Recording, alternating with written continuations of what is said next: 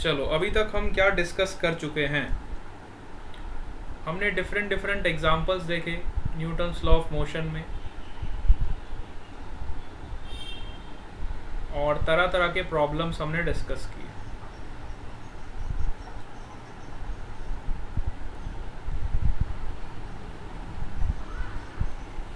ठीक है, तो सिंपल एग्जांपल्स के लिए अब आपको फ्री बॉडी डायग्राम बनाना आना बहुत ज़रूरी है। जैसे कि हमारे पास एक पुली सिस्टम है, सपोज करो। अब आप ये सब चीज़ों से काफ़ी फैमिलियर हो चुके हो, है ना। काफ़ी सारी चीज़ें आप पढ़ चुके हो, काफ़ी कुछ आप जान चुके हो, तो काफ़ी सारी चीज़ों से आप फैमिलियर हो चुके हो।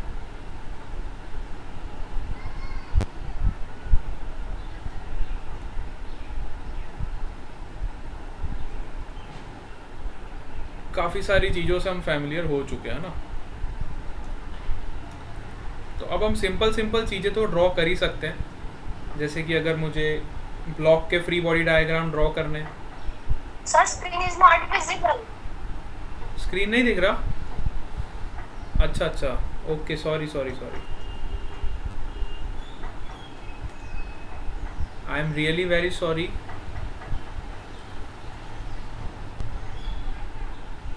Sir share screen, now it's visible.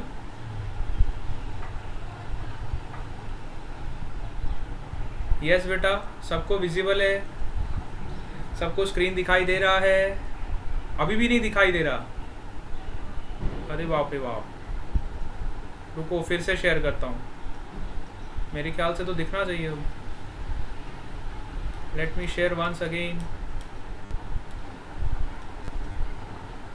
Screen बेटा जल्दी आ जाओ स्क्रीन पे, खुल जा सिम। अब दिख रहा है? खुल जा सिम। यस, मैंने स्क्रीन के ताले खोल दिए हैं। अब मेरे ख्याल से दिख रहा होगा, देखो विजिबल। यस,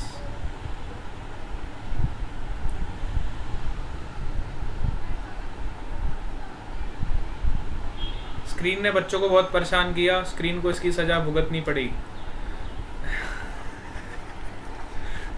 ठीक है, चलो अब सबको आवाज़ आ रही है क्लियरली, सबको स्क्रीन भी दिख रहा है।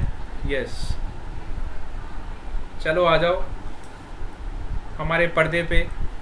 हमारा वाइट पर्दा है, इस वाइट पर्दे पे हम पढ़ाई करेंगे। सफ़ेद पर्दे पे ब्लैक पुली। यस, ये हमारा पुली है। अब ऐसे सिस्टम को तो हम आराम से सॉल्व कर सकते हैं। इस तरह का कोई सिस्टम हमें दिया हो और दो मास लटका दिए हो और बोला हो कि फाइंड करो, है ना। सपोज करो हमें इस तरह का सिस्टम दिया हो और यहाँ पे दो मासेस ऐसे लटके हुए हो, तो अब इस सिस्टम से तो हम काफ़ी फैमिलियर हो चुके हैं, है ना। इस टाइप के प्रॉब्लम्स हम इजीली डील कर सकते हैं।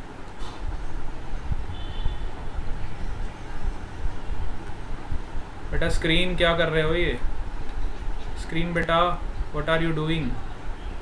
This is not fair. हाँ, बच्चों को बहुत परेशान कर रहे हो आज तुम।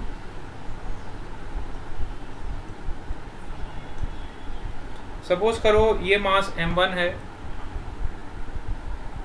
और ये मास आपका m2। ठीक है, both the masses were given to you. This is mass m1 and this is mass m2, and you have to find the distance traveled by the first block in first 2 seconds.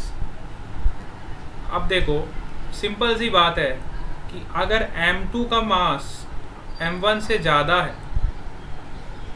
m2 का मास अगर m1 से ज़्यादा है, तो ये वाला मास नीचे आने की कोशिश करेगा और ये वाला मास ऊपर जाने की कोशिश करेगा। ठीक है, जिसका ज़्यादा मास होगा उसकी ज़्यादा चलेगी। ठीक है, बोलेगा मेरी तरफ खींचो, तो इसको बेचारे को जिसका मास कम है ऊपर की तरफ जाना ही पड़ेगा। इसकी मजबूरी है, क्या कर सकता है, बेचारे का मास कम है ना। तो मास कम होना इसकी मजबूरी है। इसको ऊपर की तरफ जाना ही पड़ेगा। तो क्वेश्चन ये पूछा गया कि बेटा फाइंड करो कि ये वाला जो मास है ये कितना डिस्टेंस ऊपर गया, ये वाला जो मास है ये कितना डिस्टेंस ऊपर ट्रैवल करके गया, ये आपको फाइंड करना है। तो सपोज करो मैं आपको m1 और m2 दोनों की वैल्यू दे देता हूँ। लेट से m1 is 3 kg and your m2 is 6 kg। m2 is your 6 kg। दोनों मासेस की वैल्यूज हमें दे दी गई, ठीक है। दोनों मासेस की वैल्यूज हमें दे दी गई है। m1 की वैल्यू 3 kg एंड m2 की वैल्यू 6 kg। अब हमें बोला गया कि बेटा बताओ कि m1 मास जो है वो कितना डिस्टेंस कवर करेगा ऊपर की तरफ। तो सबसे पहले तो हम फ्री बॉडी डायग्राम बनाएंगे जो कि हमने सीखा है। तो फ्री बॉडी डायग्राम आप बना के देखो m1 मास का। तो m1 मास पे कौन कौन से फोर्सेस लगेंगे बताओ। m1 मास पे एक तो लगेगा tension which is in vertically upward direction and another force is your m1g। अब ये सब चीज़ों से आप काफ़ी फैमिलियर हो चुके हो, है ना। तो अब हमें पता है कि ये वाला जो मास है ये ऊपर की तरफ उठेगा क्योंकि इसका वजन कम है और इसका वजन ज़्यादा है तो ये नीचे की तरफ गिरेगा। तो ऑब्वियसली बात है जो टेंशन का वैल्यू होगा वो m1g से ज़्यादा होगा, तभी तो आपका मास ऊपर की तरफ उठेगा। अगर इस मास को ऊपर की तरफ उठना है तो ऑब्वियसली सी बात है कि इसका जो टेंशन होगा वो किससे ज़्यादा होगा, m1g से ज़्यादा होगा। ये तो हमें पता चलता है सबको, यस।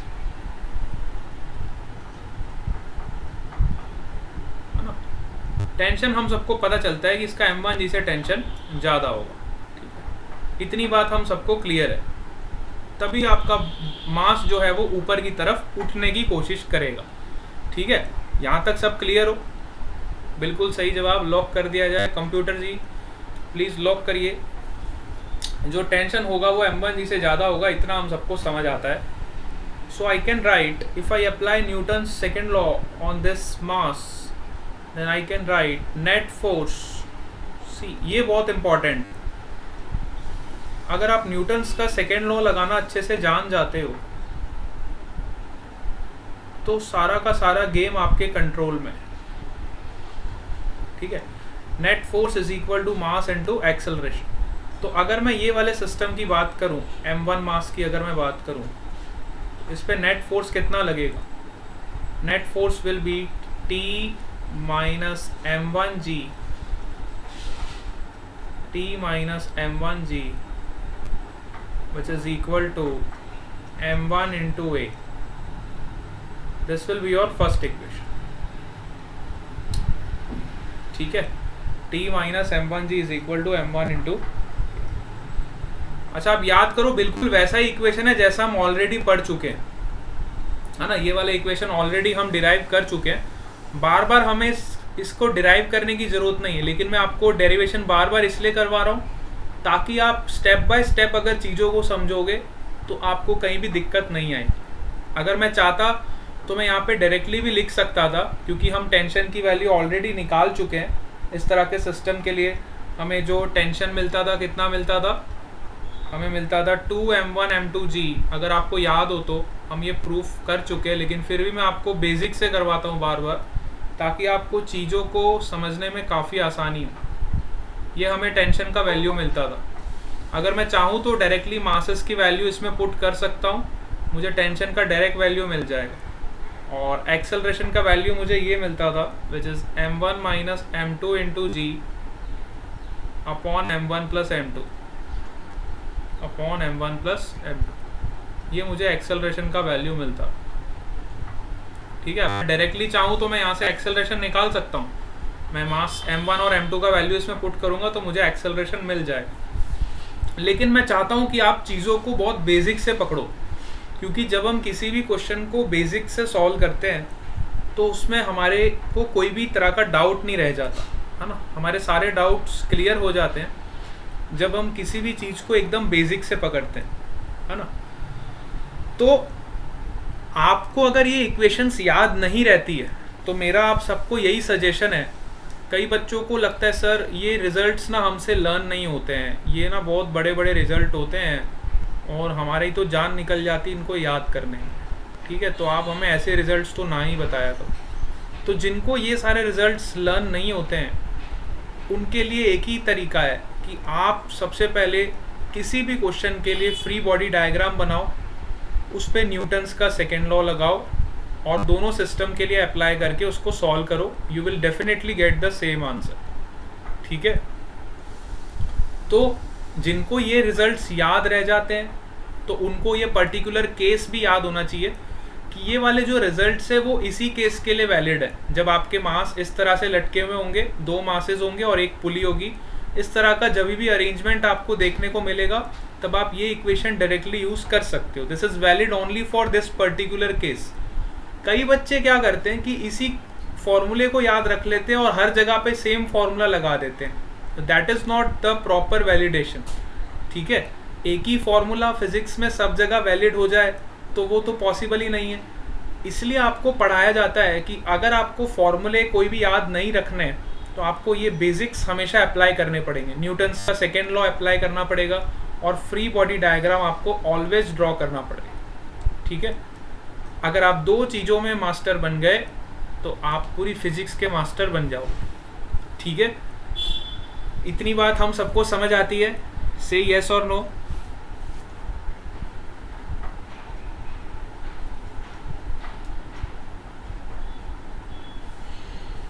यहां तक हम सबको समझ आता है बेटा, all of you? Yes, very good. चलो तो अब हम आगे चलते हैं। अगर हम इतनी बात समझने की कोशिश करते हैं तो मैंने पहले फर्स्ट बॉडी पे एफबीडी बना के न्यूटन्स का सेकेंड लॉ लगाया, अब वही काम मैं सेकेंड वाली बॉडी के साथ भी करूँगा। पहले मैं इसको बना दूंगा, देखो ये आपका M2 हो गया, इस पे कौन कौन से फोर्स लग रहे हैं, एक तो टेंशन फोर्स लगेगा, एक M2G लगेगा और ये वाला जो बॉडी है आपका नीचे की तरफ एक्सेलरेट करेगा। तो अप्लाई कर देते हैं इस पे भी न्यूटन्स का सेकेंड लॉ। न्यूटन्स का सेकेंड लॉ यही बोलता है कि नेट फोर्स जो होता है वो मास इनटू एक्सेलरेशन के बराबर होता है। अब नेट फोर्स इस बॉडी में क्या होगा, देखो M2G का वैल्यू ज़्यादा होगा। इस केस में आपका अगर ब्लॉक नीचे की तरफ जा रहा है, इसका मतलब ये तो गारंटी है कि M2G is greater than tension. M2G आपका टेंशन से बड़ा होगा तभी ये वाला ब्लॉक आपका नीचे की तरफ जाएगा, otherwise it is not possible.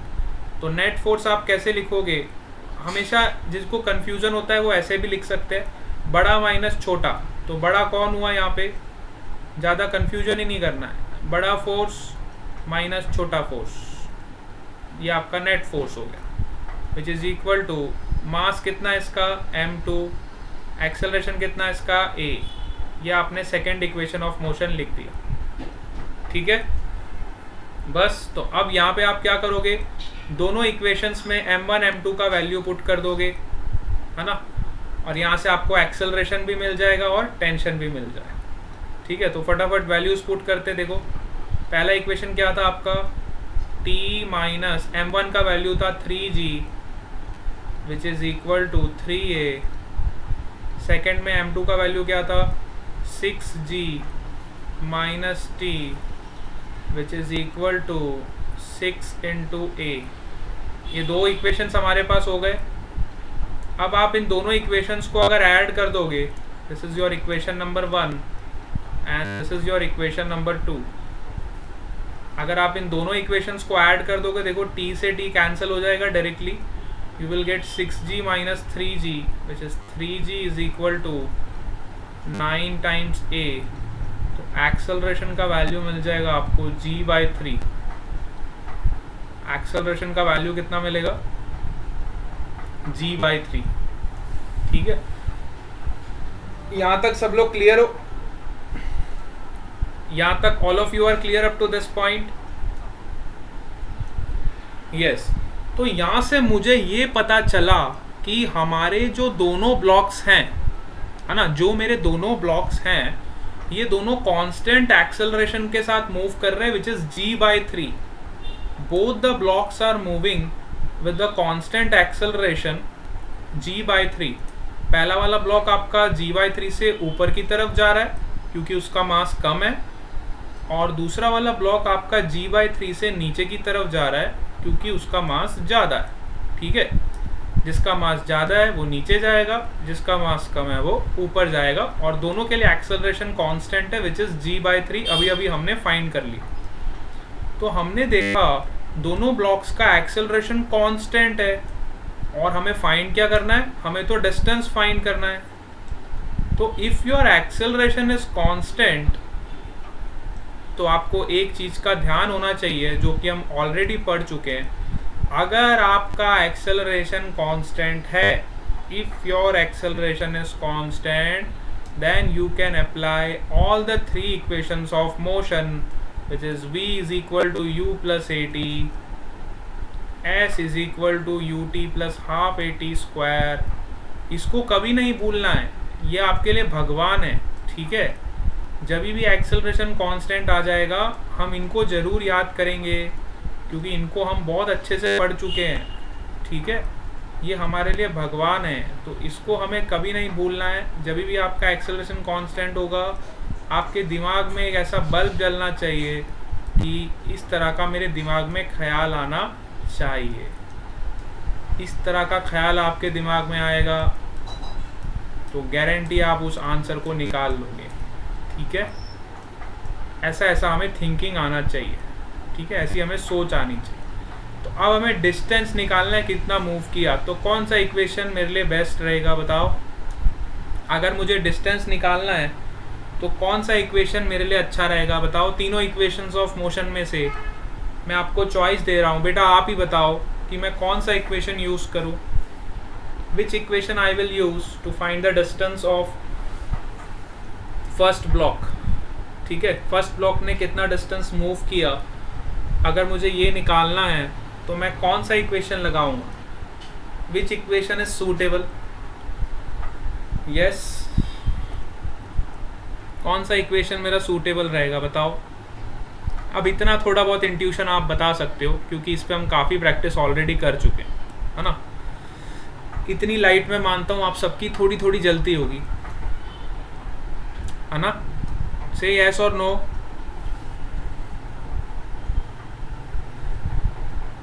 Yes बेटा, यस।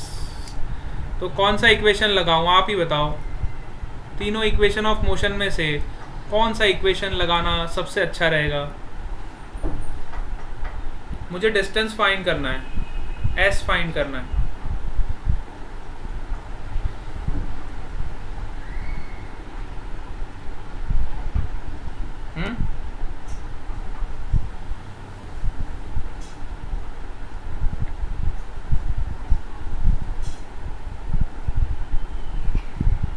थर्ड वाला लगाऊं कि सेकंड वाला लगाऊं?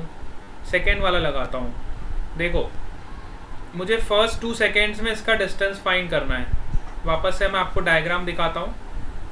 देखो, M1 वाला ब्लॉक आपका g/3 से ऊपर की तरफ जाएगा, तो आपको क्वेश्चन ये पूछा गया है कि ये जो M1 ब्लॉक है, ये पहले 2 सेकेंड्स में टाइम आपको दिया हुआ है, पहले 2 सेकेंड्स में ये आपका ब्लॉक कितना डिस्टेंस कवर करेगा, मतलब कितना ऊपर जाएगा, है ना। जितना ऊपर जाएगा उतना ही डिस्टेंस ट्रैवल होगा इसका। तो पहले 2 सेकेंड में मुझे इसका डिस्टेंस निकालना है, पहले 2 सेकेंड में, याद रखो पहले 2 सेकेंड में। ठीक है, तो टाइम मुझे गिवन है और डिस्टेंस मुझे निकालना है, तो देखते हैं कौन सा इक्वेशन बेनिफिशियल रहेगा।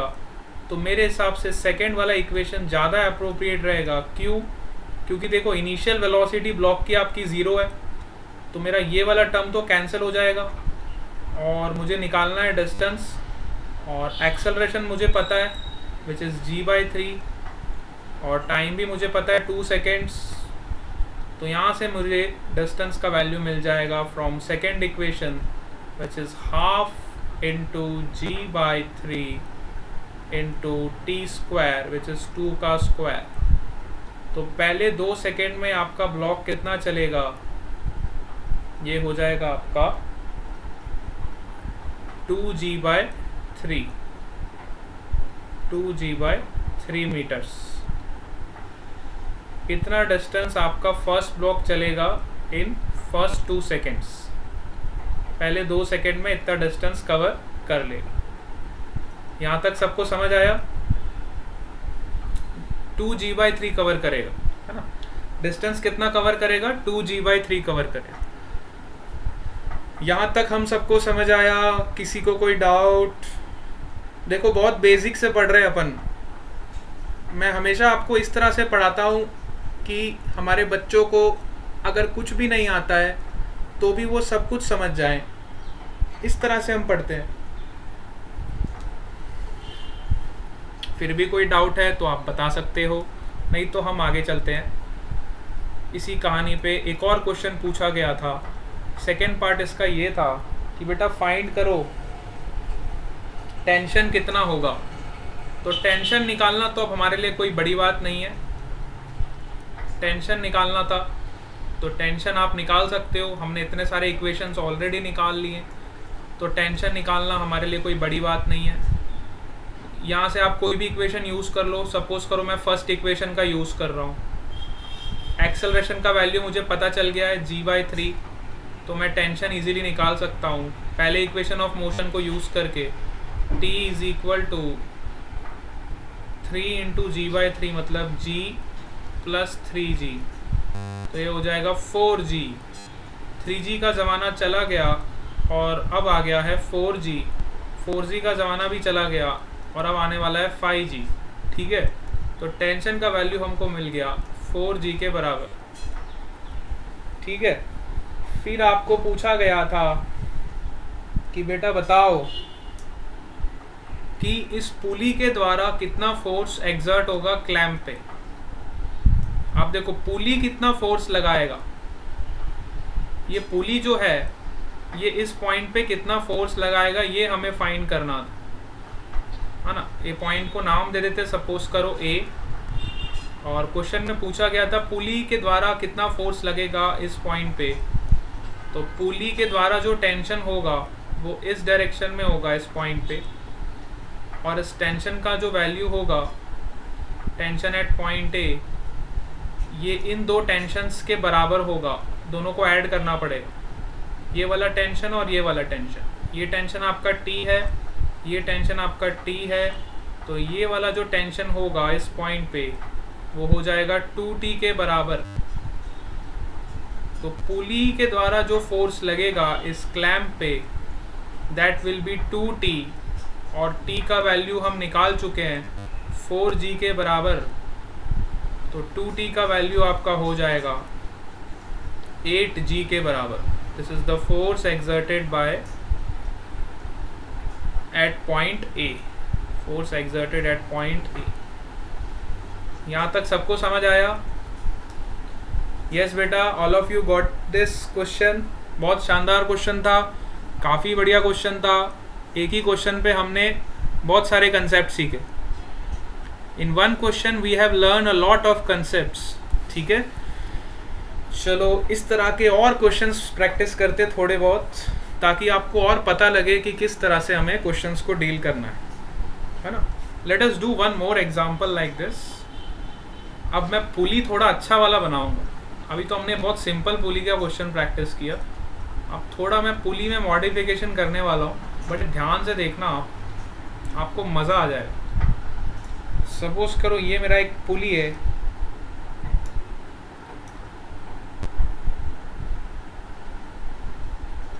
ये मेरा एक चक्का, यहाँ से आपकी स्ट्रिंग निकल रही है, यहाँ से भी एक स्ट्रिंग है, यहाँ से भी एक स्ट्रिंग है। ठीक है, यहाँ से भी एक स्ट्रिंग है,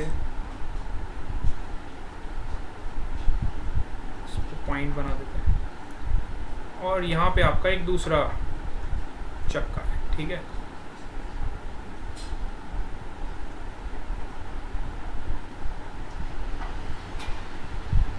और इसके सेंटर से हमने एक और मास कनेक्ट कर दिया।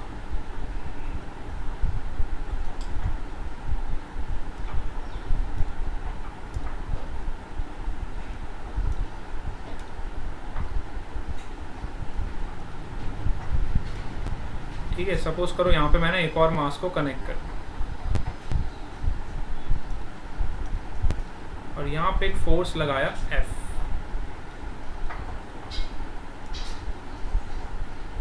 सबको डायग्राम दिखाई दे रहा है ना? एक स्ट्रेच में दिखाई देना चाहिए। डायग्राम को इस साइड कर देते हैं और यहाँ पे बना देते हैं बॉल। ठीक है, अब सही रहेगा।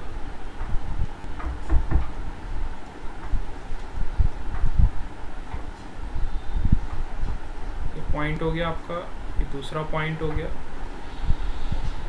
और इसका मास कुछ लिख लेते हैं m। ठीक है, इस तरह का सपोज आपको पुली का डायग्राम दिया हो। काफ़ी बच्चे ना ऐसे टाइप के पुली देख के ना डर जाते हैं, लेकिन इस तरह के प्रॉब्लम सबसे सिंपल होते। वो कहते हैं ना, जो हमें दिखाई देता है वो होता नहीं है और जो होता है वो दिखता नहीं।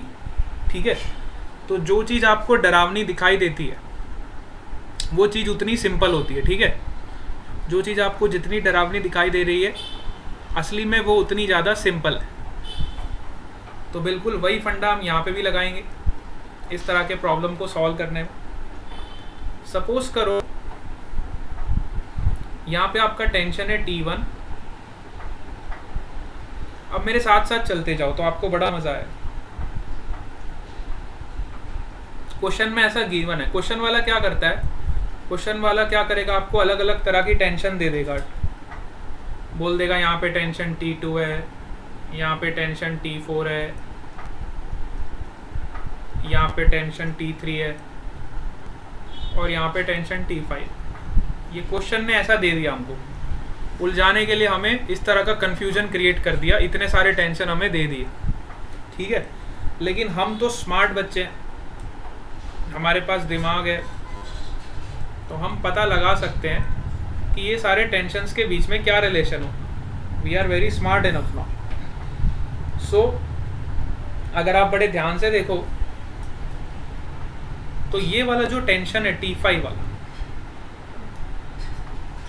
ये वाला टेंशन जो T5 वाला है, तो T5 वाला टेंशन किसके बराबर होगा? ध्यान से देखो। सपोज करो T5 को मैं मान लेता हूँ T के बराबर। लेट से T5 is equal to T। ठीक है, या फिर आप कहीं से भी स्टार्ट कर सकते हो। आपको जहाँ से भी स्टार्ट करना है, यहाँ से स्टार्ट करना है, यहाँ से करो, यहाँ से स्टार्ट करना है, यहाँ से करो। चलो मैं आपको दोनों तरीके से बताता हूँ, है ना? दोनों तरीके से हम जानते हैं। ये वाला टेंशन को T5 मान, सपोज करो मैं यहाँ से स्टार्ट करता हूँ। T1 को मैंने मान लिया T के बराबर। तो देखो ये पूरी स्ट्रिंग एक ही है, this is only one string, ये पूरी एक स्ट्रिंग है। तो ये भी टेंशन देखो, T3 वाला टेंशन भी किसके बराबर हो जाएगा? T के बराबर हो जाएगा। अच्छा, ये T के बराबर हो गया। तो देखो यहाँ से ये वाली पुली पे देखो, ये भी पूरा एक ही स्ट्रिंग है, एक ही स्ट्रिंग कनेक्टेड है। तो ये वाला टेंशन भी किसके बराबर हो जाएगा? T2 वाला भी T के बराबर। ठीक है, अब हमें T1 का वैल्यू तो पता चल गया, T2 का वैल्यू भी पता चल गया, T के बराबर होगा। T3 का वैल्यू भी पता चल गया, T के बराबर होगा। अब बात रही T4 की और T5 की। तो T4 वाला देखो किससे कनेक्टेड है? ये वाले पॉइंट से कनेक्टेड है। इस पॉइंट को नाम दे देते हैं, सपोज करो A।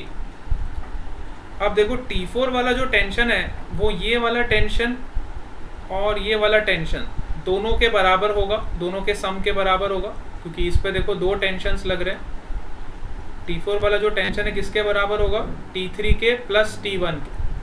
तो T3 प्लस T1 का वैल्यू कितना हो जाएगा? 2T।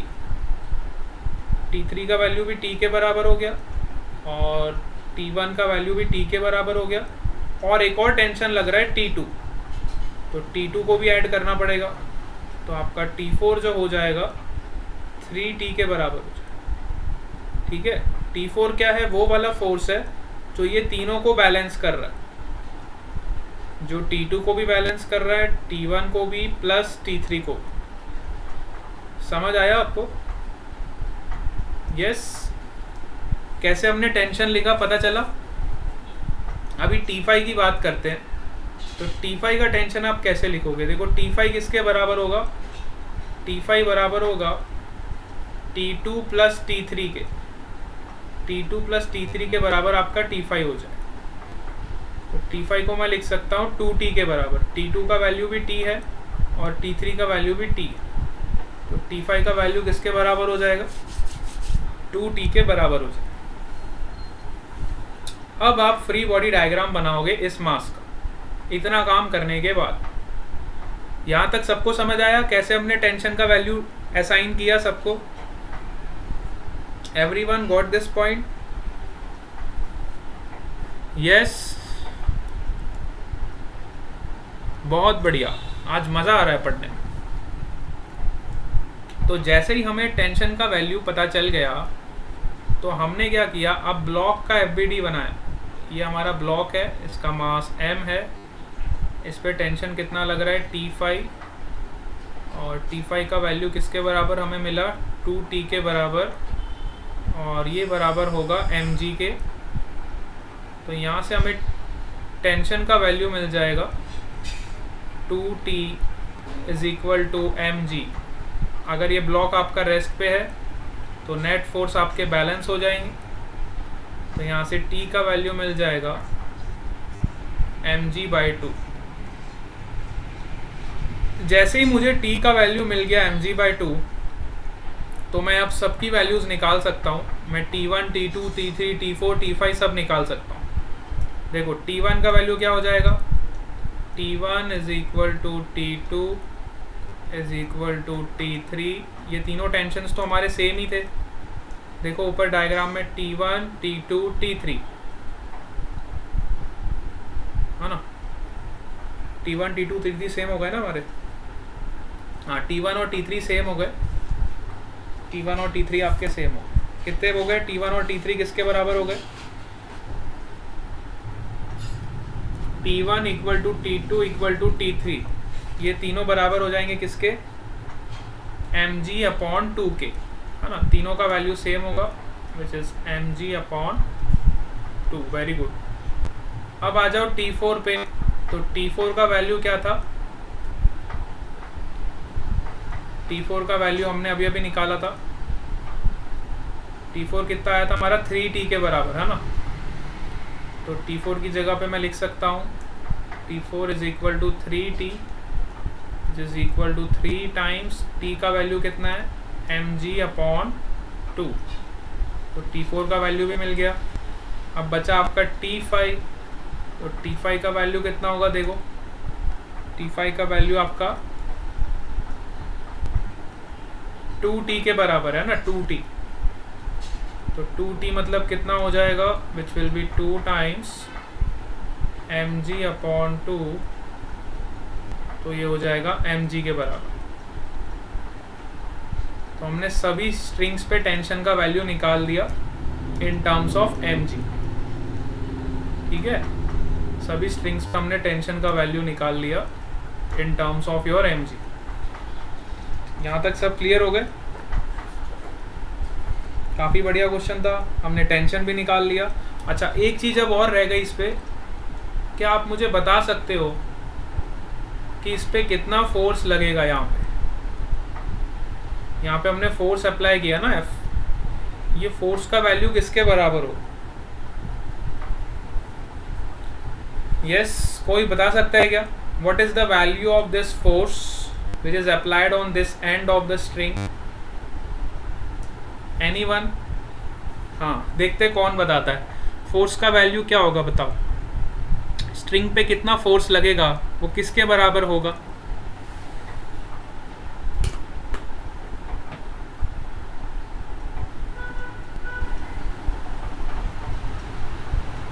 Yes, what is the value of the force which is exerted on the string?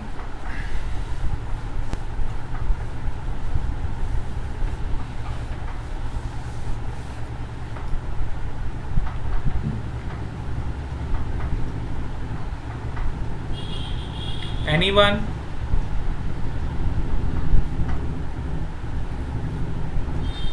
चलो बताओ जल्दी से आंसर क्या होगा. What is the value of the force? हाँ, पूजा पटेल ने सही बताया. फोर्स का वैल्यू T1 के बराबर होगा. बिल्कुल सही जवाब, 100% ट्रू. फोर्स का वैल्यू आपके हो जाएगा T1 के बराबर. देखो इस फोर्स को कौन बैलेंस करेगा? ये टेंशन ही तो बैलेंस करेगा T1. ये T1 ही तो बैलेंस करेगा इस फोर्स को. और कौन सा फोर्स है? और तो कोई फोर्स लग नहीं रहा है यहाँ पे. तो फोर्स का वैल्यू हो जाएगा T1 के बराबर.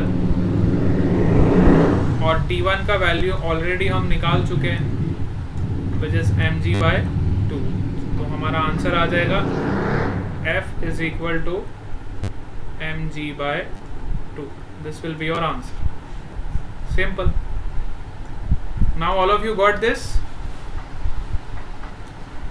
यस बेटा, सबको समझ आया? किसी को कोई doubt? Is there any doubt in this question? No, all of you clear? बहुत बढ़िया, बहुत बढ़िया, शानदार, मजा आ गया. एक सवाल आप लोगों के नाम कर रहा हूं अब मैं. बहुत सारी प्रैक्टिस कराई आप लोगों ने. सो एक प्रॉब्लम आप भी ट्राई करोगे, आपके लिए दे रहा हूं जो मैं आपको बता चुका हूं. सपोज करो हमें इस तरह का अरेंजमेंट दिया है. अब ये सबको सॉल्व करना आना चाहिए ना. ये वाले प्रॉब्लम्स अब हम सबसे बनने चाहिए, क्योंकि हम काफ़ी सारी प्रैक्टिस इस पर कर चुके. डायग्राम पहले अच्छे से बना लो. सब लोग मेरे साथ साथ ड्रॉ करेंगे अपनी अपनी कॉपी में. अपनी अपनी कॉपी निकालो और डायग्राम मेरे साथ साथ ड्रॉ करो, क्योंकि आपको ही सॉल्व करना है ये वाला सवाल. ठीक है. यहाँ पे फोर्स लग रहा है F2.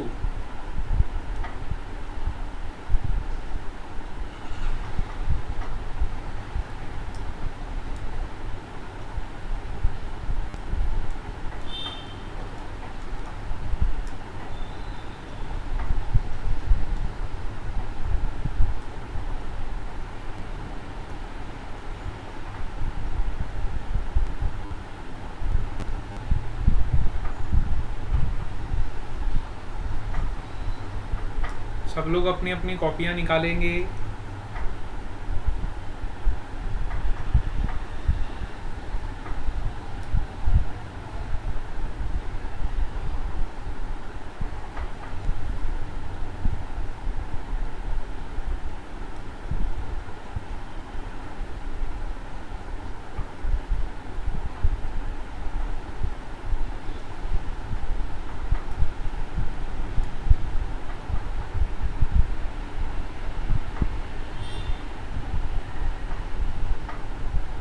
ये आपका F2 फोर्स है और यहाँ पे लग रहा है F1 फोर्स.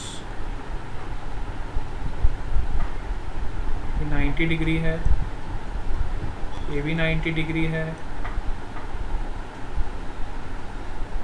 एंड ये एंगल आपको 45 डिग्री दिया हुआ है.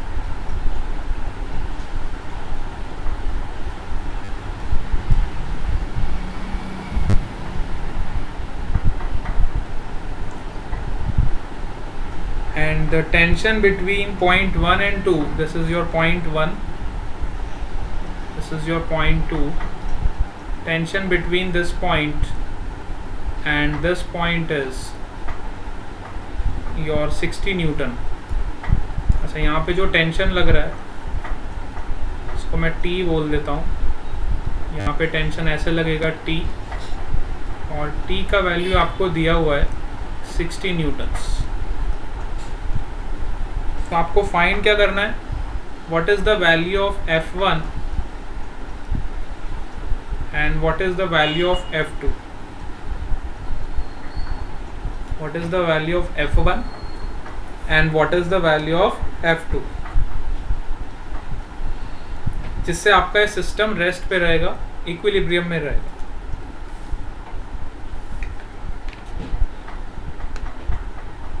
Also you have to find the weight of this block. what is the weight of this block?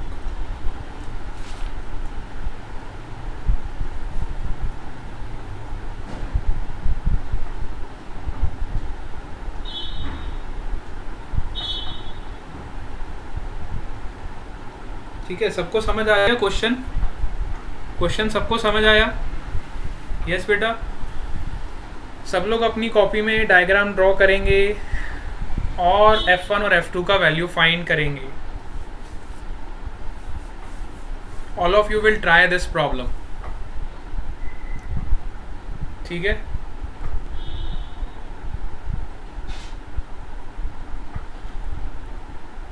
आज की क्लास के बाद मेरे को लगना चाहिए कि आप लोग सही में न्यूटन्स लॉ ऑफ मोशन, जो हमारी बाहुबली क्लास है, इसका कोई फ़ायदा हो रहा है. ये जो बाहुबली क्लास हम ले रहे हैं, इसका डेफिनेटली आपको बहुत फ़ायदा होगा और आप सब लोग सॉल्व करो.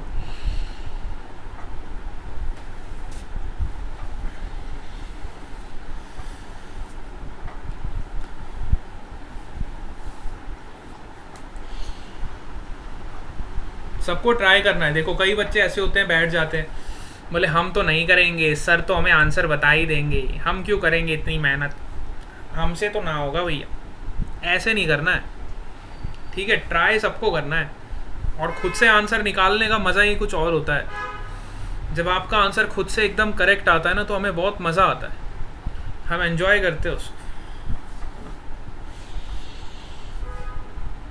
यस, सब लोग ट्राई करेंगे.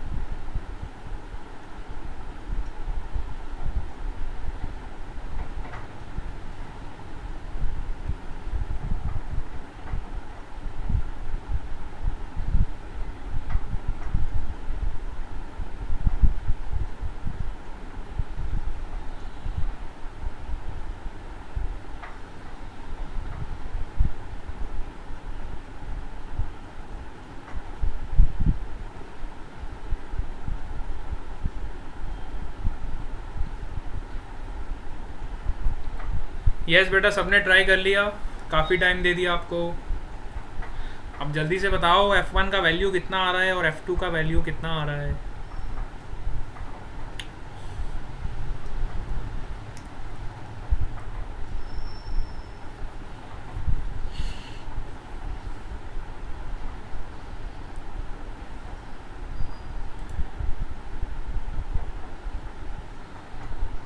जाने कहाँ से आंसर आए, जब दिल से आंसर आए.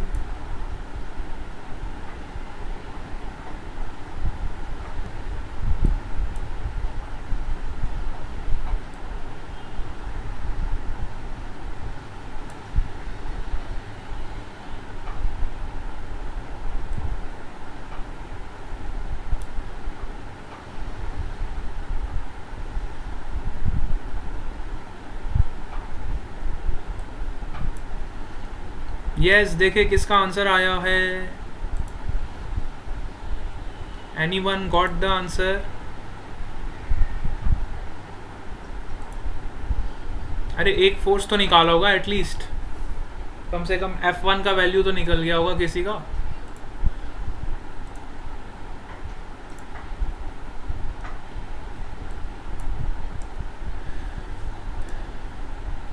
ये आंसर तो आपको ही निकाल के बताना है, सबका आंसर आना चाहिए। मुझे ऐसा लगता है आप लोग निकाल सकते हो। You can do it.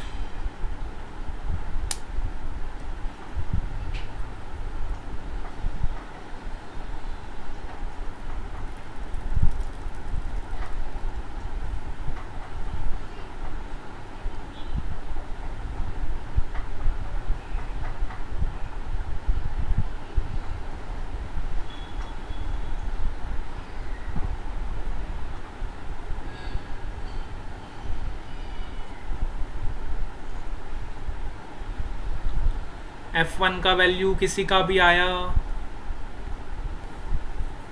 F2 का वैल्यू, F1 का वैल्यू, कोई भी वैल्यू निकाला F1 F2 में से, any one of these?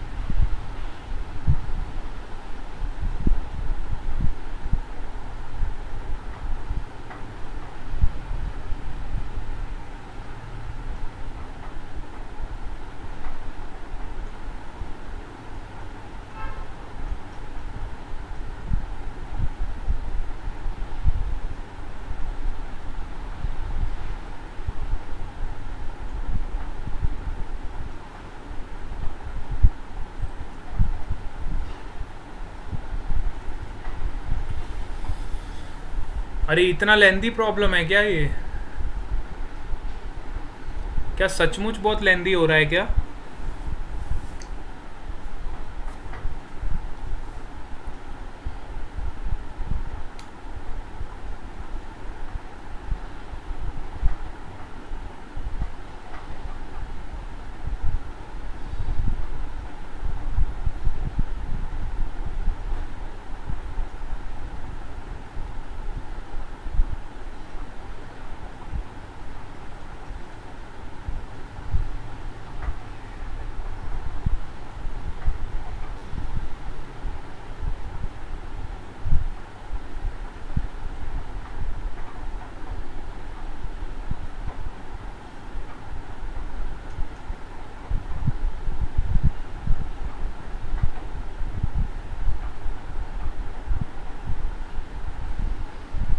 Sir नहीं हो रहा है। कितने बच्चों से हो रहा है? हाँ सर नहीं हो रहा है। ओके चलो देखो, इधर बोर्ड पे देखो, नहीं हो रहा है तो कोई बात नहीं, हमारा काम है ट्राई करना। ठीक है, हमने ट्राई किया, अगर फिर भी नहीं हुआ तो it's okay, let's see on the board. अब देखो यहाँ पे आपको क्या करना था, आपका सिस्टम रेस्ट पे है तो ठीक है, आप दो कंपोनेंट कर सकते हो। देखो ये वाली जो टेंशन है इसके दो कंपोनेंट कर लो, one is t cos 45 and another is t sin 45।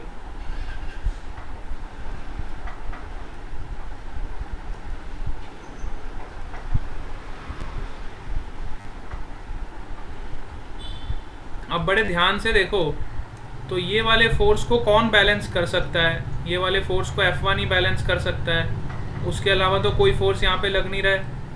F1 force को कौन बैलेंस करेगा? T cos 45।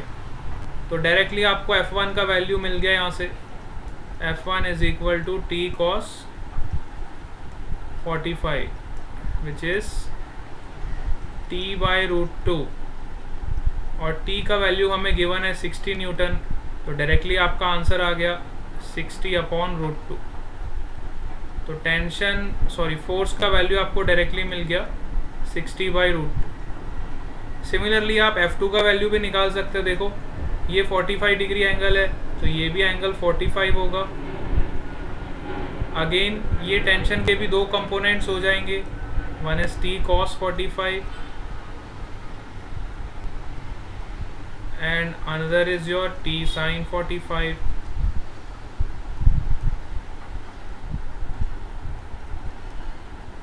तो देखो T cos 45 को कौन सा फोर्स बैलेंस कर सकता है? लेफ्ट साइड पे लग रहा है, तो लेफ्ट साइड को कौन बैलेंस करेगा? राइट साइड वाला फोर्स। तो F2 का वैल्यू भी यहाँ से हमें मिल जाएगा विच इज T cos 45, मतलब T का वैल्यू हमें पता है 60 अपॉन रूट 2। F1 और F2 का वैल्यू सेम आए, 60 by root 2 and 60 by root. अब बचा कौन? W। अब हमें W का वैल्यू निकाल, तो W कहाँ लग रहा है? Vertically downwards. देखो ध्यान से बच्चों, वर्टिकली डाउनवर्ड्स लग रहा है W। तो इस फोर्स को कौन बैलेंस करेगा? इसका T sin 45 वाला कंपोनेंट इसको बैलेंस करेगा।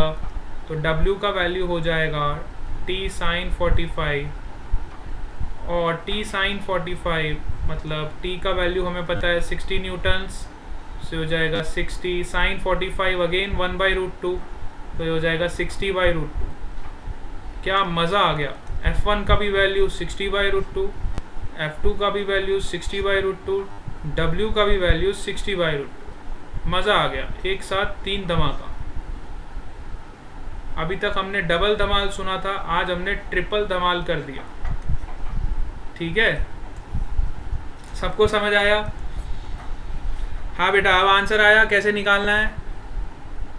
देखो क्या किया हमने, फोर्सेस को बैलेंस किया।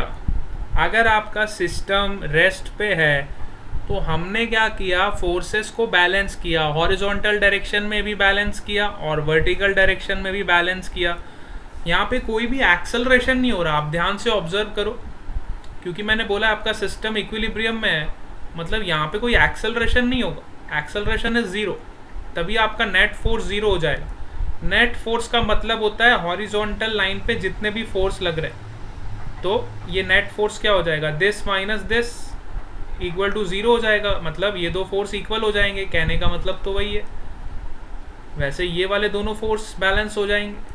सिमिलरली यहाँ पे F1 का फोर्स इससे बैलेंस हो जाएगा। ठीक है, और ये वाला जो कंपोनेंट होगा वो इसको बैलेंस करेगा। इसमें जो टेंशन होगा, सपोज करो इसमें कुछ टेंशन है T डैश, तो वो वाला फोर्स यहाँ से बैलेंस हो जाएगा। तो हमें बैलेंस करने का काम करना है फोर्सेस। जब आपका सिस्टम जब भी इक्विलिब्रियम में दिया हो, always try to balance the forces. ठीक है, हाँ चलो आज हम क्लास को यहीं पे एंड करते हैं। अच्छे से इसको रिवाइज करना फिर से, और होमवर्क मैं आज आपको दूंगा। होमवर्क सबको करना है, पता नहीं होमवर्क क्यों नहीं करते हो आप लोग। होमवर्क सबको करना है, ठीक है। हाँ, होमवर्क करोगे जितना उतना ज़्यादा फ़ायदा होगा। अगर आप फ़ायदा चाहते हो तो होमवर्क करो, ठीक है। Okay, bye bye to all of you, will meet tomorrow.